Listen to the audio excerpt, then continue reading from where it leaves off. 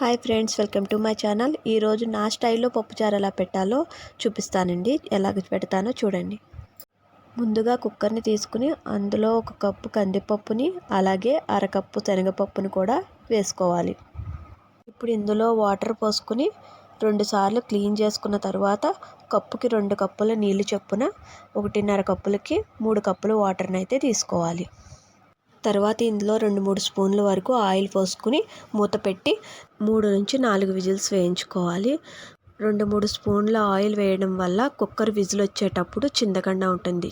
Cooker pressure పోయేలోపు మనం కొద్దిగా చింతపండును కూడా నానబెట్టుకోవాలి. ఇప్పుడు కుక్కర్ మూత తీసుకుని గరిటెతో స్మూత్గా స్మాష్ చేసుకోవాలి. ఇలా స్మాష్ చేసిన తర్వాత మనం ముందుగా నానబెట్టుకున్న చింతపండు వాటర్ని ఇందులో పోసుకోవాలి. తరువాత ఇందులో 1 లీటర్ వరకు వాటర్ని యాడ్ చేసుకుని మరీ పల్చగా కాకుండా మరీ చిక్కగా కాకుండా నేను వీడియోలో చూపిస్తున్న విధంగా ఉండాలి.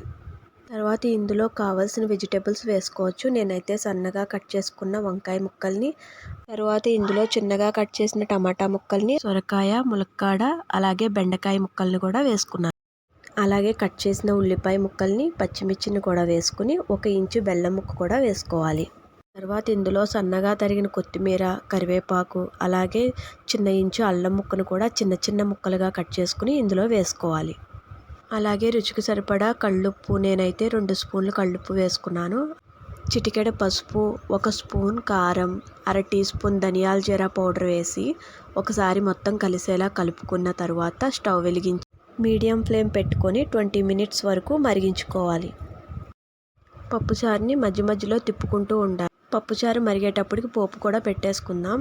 స్టవ్ వెలిగించి గిన్నె పెట్టి అందులో ఆయిల్ పోసి అది హీట్ అయ్యాక అందులో 5-6 వెల్లుల్లి, కొద్దిగా ఆవాలు, కొద్దిగా జీలకర్ర, అలాగే 2-3 ఎండుమిర్చి, కొద్దిగా కరివేపాకు వేసి అవి ఫ్రై చేసిన తర్వాత లాస్ట్లో కొంచెం ఇంగువ కూడా యాడ్ చేసుకుని ఈ తాలింపుని పప్పుచారులో పోసేసుకోవాలి.